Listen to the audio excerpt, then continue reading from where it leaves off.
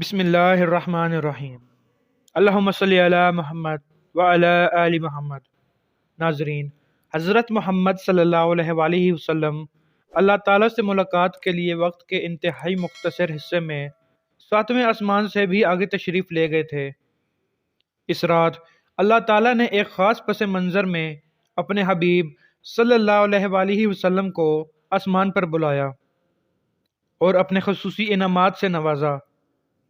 اس مبارک سفر میں اللہ تعالیٰ نے حضور صلی اللہ علیہ وآلہ وسلم کو اپنے قرب خاص سے نوازا، انبیاء کرام علیہ السلام سے ملاقاتیں کروائیں، جنت و جہنم کا مشاہدہ کروایا اور نیکوں کے اجر و ثواب اور بروں کے انجام و عذاب کا نظارہ کروایا۔ اس عظیم سفر میں بہت سے انعامات سے نوازا گیا، جن میں ایک خاص انعام امت کے لیے نماز کا تحفہ بھی ہے، اور قیامت تک کے لیے انسانوں کو اپنے معبود اور خالق سے قریب تر کرنے کا عظیم تحفہ اور عبادت یعنی نماز بھی اسی سفر میں عطا کی گئی۔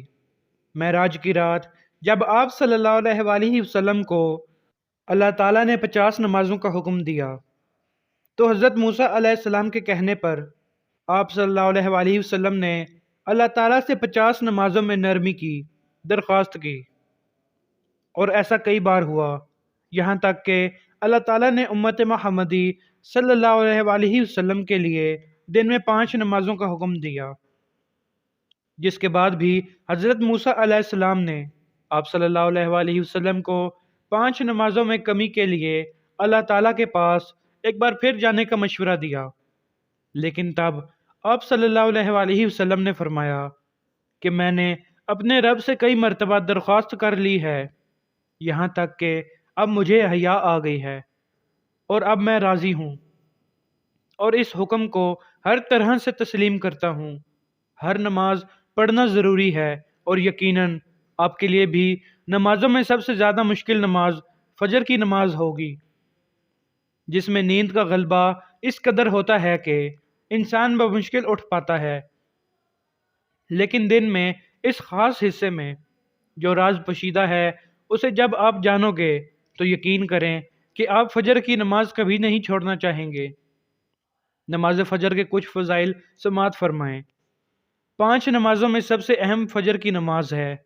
اس کی اہمیت کا اندازہ اس بات سے لگائیں کہ اللہ تعالیٰ فجر کے وقت کی قسم اٹھاتے ہیں اور فرماتے ہیں، قسم ہے فجر کی اور 10 راتوں کی اور جفت اور طاق کی اور رات کی جب وہ چلنے لگے، یقیناً ان میں عقل مندوں کے لیے بڑی قسم ہے۔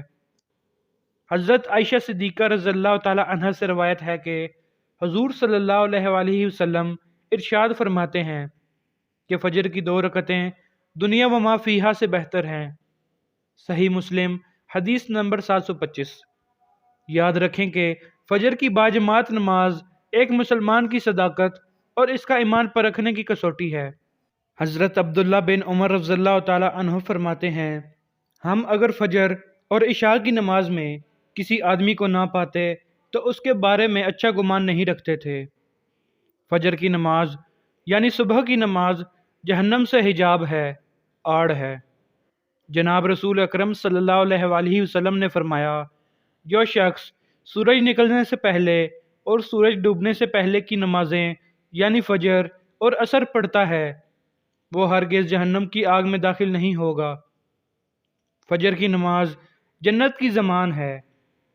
رسول اکرم صلی اللہ علیہ وآلہ وسلم نے ارشاد فرمایا، جو شخص 2 ٹھنڈی نمازیں یعنی فجر اور عصر پابندی سے پڑھتا ہے وہ جنت میں داخل ہوگا۔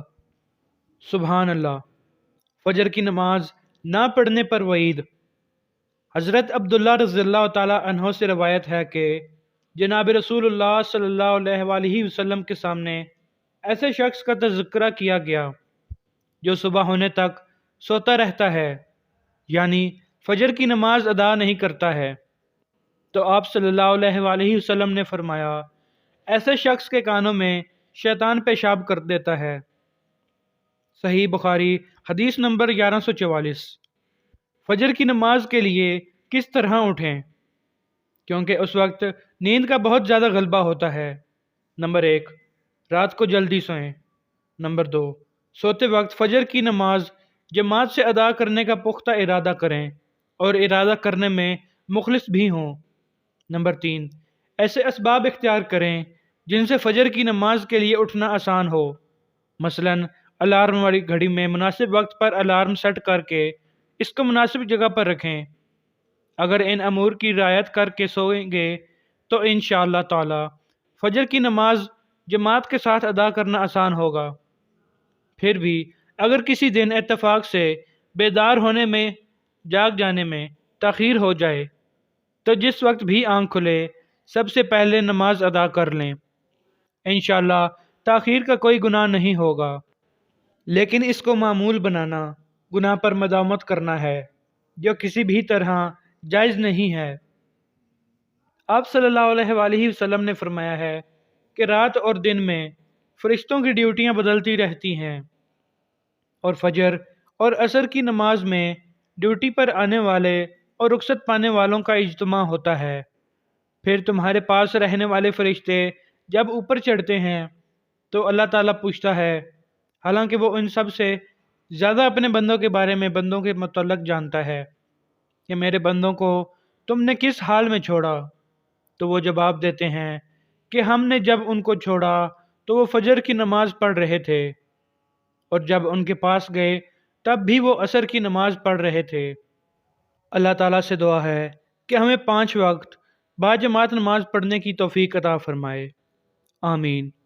प्यारे दोस्तों, अगर आप इस चैनल पर नए हैं तो इसे लाजमी सब्सक्राइब कर लें ताकि मज़ीद आने वाली वीडियोज़ जल्द अज जल्द आप तक पहुँच सकें। बहुत शुक्रिया।